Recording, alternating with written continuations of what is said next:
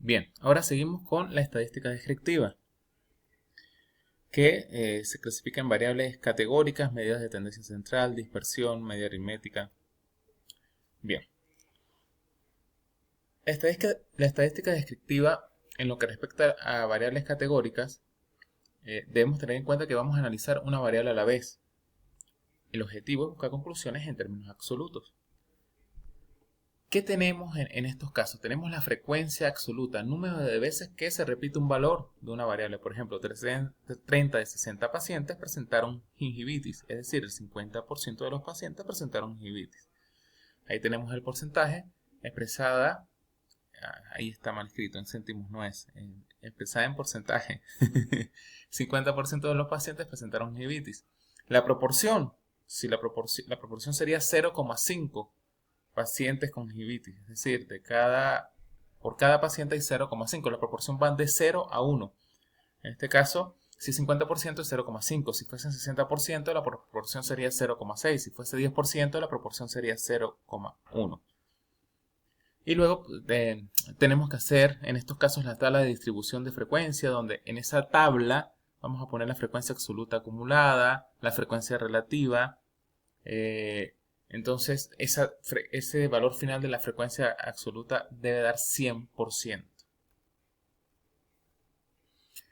En lo que respecta a las medidas de tendencia central, tenemos la media aritmética, la mediana y la moda. ¿Sí? La media aritmética ya hemos hablado mucho de ellas. El promedio de... Tengo 20 valores, sumo los 20 valores y lo divido entre 20 para sacar un promedio. Ahí tenemos un ejemplo, que es la profundidad de sondaje. La media, después de varios valores que se midieron, fue de 3,2 milímetros. La mediana es el valor central al ordenar los datos, ¿sí? En este caso es como que ustedes tengan 20 datos y comienzan. Los van a enumerar de menor a mayor. 05, 05, 09, 10, 11, 12, 13, 13, 13, 15, 16, 16, 17, 17. El valor, una vez que hayamos numerado eso, que quede en el medio, ese me representará la mediana. Y la moda es el valor que más se repite. ¿Sí? De lo que acabo de mencionar, el que más se repitió, por ejemplo, fue el número 13, que lo mencioné 3 veces. Esa es la moda. A todo esto, yo le saco una varianza, ¿sí? Para sacar la desviación estándar. ¿Qué es esto? ¿Qué es esto? Desde el punto de vista teórico, la varianza es el promedio de cuadrados de las desviaciones respecto a la media. Elevar las unidades al cuadrado dificulta la interpretación directa, por eso se va a la desviación estándar, que es la raíz cuadrada de la varianza. Estoy hablando chino, lo sé. Lo sé. Pero ¿para qué se hace esto? Como dice aquí, que es lo importante, miden cuánto se alejan los datos individuales de la media. ¿Qué tan alejados de la media están esos datos? Siempre debe reportarse estos datos junto con las medidas de tendencia central. ¿Por qué es importante? Voy a ponerles un ejemplo sencillo. Les hago 10 exámenes. 10 exámenes. Y en esos 10 exámenes, supongamos 4 de los 10 sacaron 15. 3 sacaron 16 y 3 sacaron 14. El promedio da 15. La dispersión es muy pequeña. Esa dispersión me refleja, por ejemplo, el promedio, la media aritmética. ¿Por qué es pequeña? Porque en el promedio de 15 hubo 4 notas con 15, 3 con 16 y 3 con 14. Es decir, que la dispersión es muy bajita, es de 1. Entonces van a estar dentro del rango de la normalidad esos 16 y esos 14 respecto al 15. Vamos con el mismo caso. Hice un examen a 10 estudiantes. 5 sacaron 20 y 5 sacaron 10. ¿Cuál es el promedio? ¿Cuál es la media? La media es 15. Como ven, esa media no me refleja en las notas, porque 5 sacaron 20 y 5 sacaron 10. Están muy dispersas las notas en comparación a la media. Como ven, ambas medias fueron 15, pero las dos dispersiones fueron muy diferentes. Una me representa más lo que sucedió, la otra me representa menos. Para eso se hace esto de la varianza, la desviación estándar.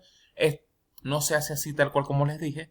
Ahora vamos a ver cómo se hace, pero es como un ejemplo para que entiendan por qué tengo que hacer la varianza y la desviación estándar. El rango es algo que se utiliza mucho, que es la diferencia entre el valor máximo y el valor mínimo, ¿sí? El rango, por ejemplo, valencia entre el valor máximo y el mínimo, en notas, supónganse que sacas un 5, 7, 10, 13, 14, 15, 15, 16, 16, 17, 19, 20. El rango es de 5 a 20. 5 fue la menor, 20 la mayor. Ese es el rango. La mayor menos la menor. Bien. Y el coeficiente de variación es la dispersión relativa en porcentaje. Comparo las variabilidades entre las muestras con distintas unidades de medida. En este caso, en ocasiones lo utilizamos. Les soy sincero, nosotros en las tesis, el profesor Ellis lo utiliza muy poco. Nos pasamos más en la desviación estándar, que sí nos da un dato que podemos valorar de una mejor forma. Vamos a ver aquí, a ver si lo podemos entender. ¿Cómo hago la desviación estándar? Vean, vamos a medir la altura del hombro de los perros que están aquí. Entonces, el primer perro 600 milímetros, el segundo 470, el tercero 170, el cuarto 430 y el quinto 300. Altura de los hombros de cada uno. Vamos a sacar la media aritmética. Sumo la de cada uno. ¿Sí? Me da 1970 y lo divido entre los que son 5.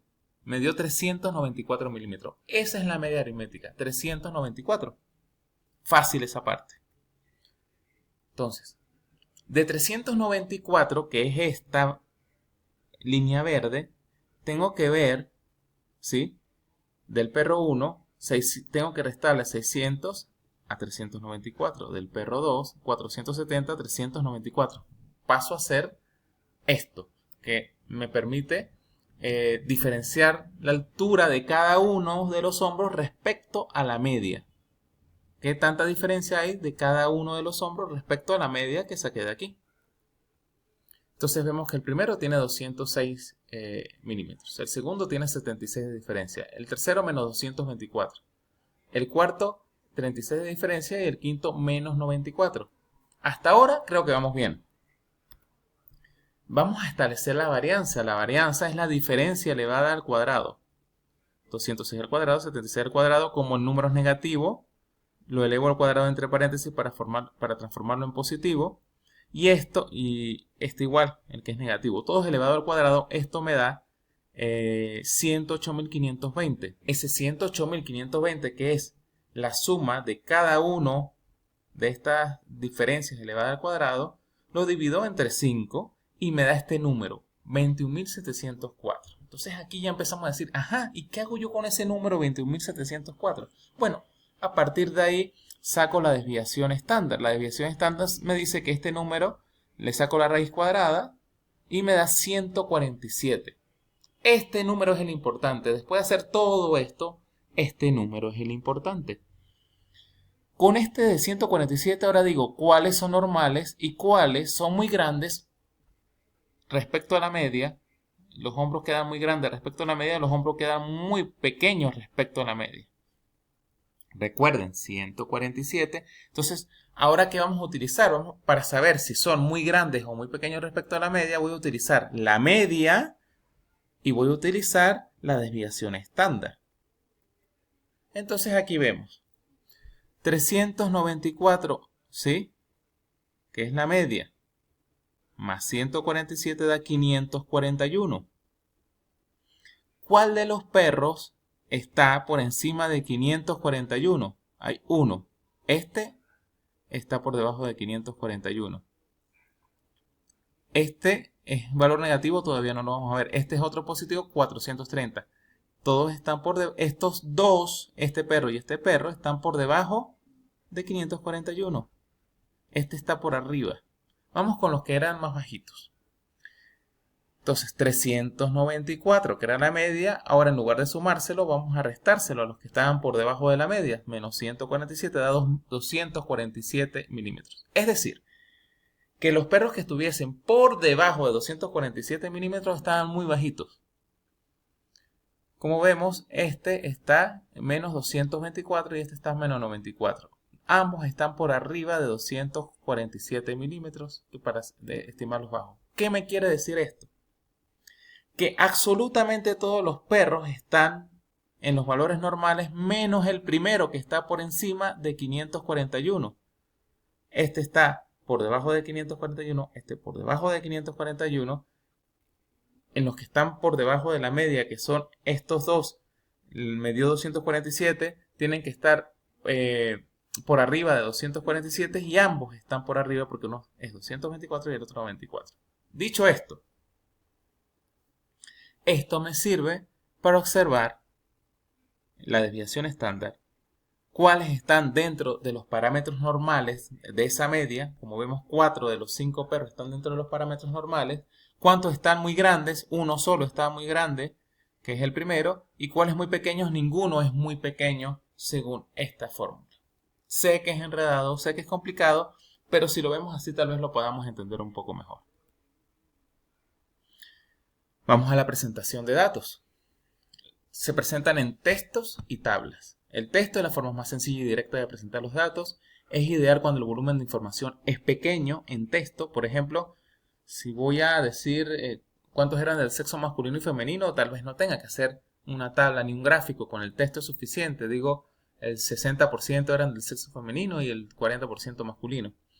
Se recomienda solo para los datos más sobresalientes cuando la información es extensa.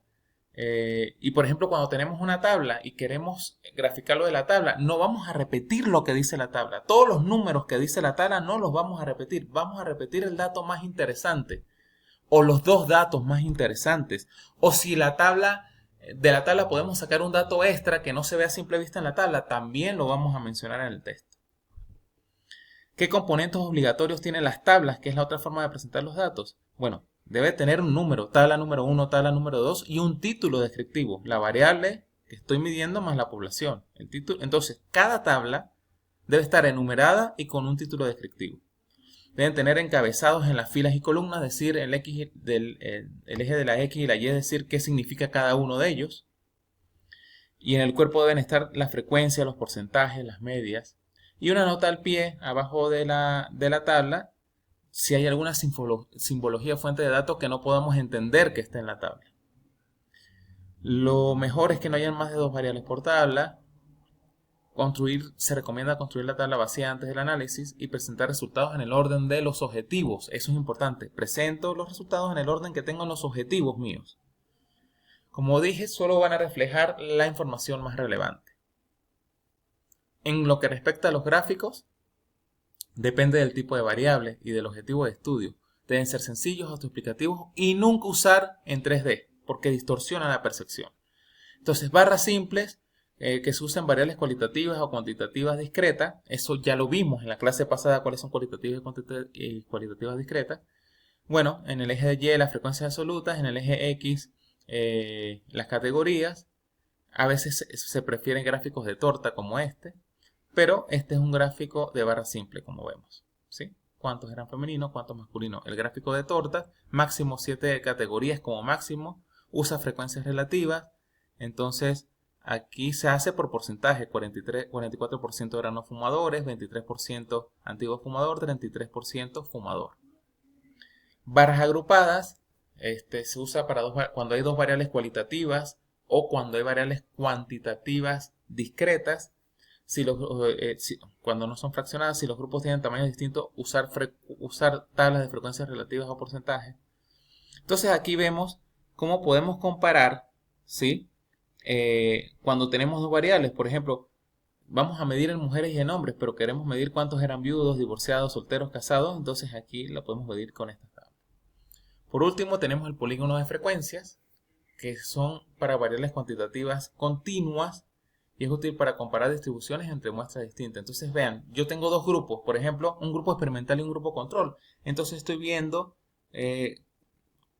cuánto me dieron esos números, esos datos, qué números me dieron entre un grupo y el otro para yo poder en un solo gráfico comparar el comportamiento de ambas muestras.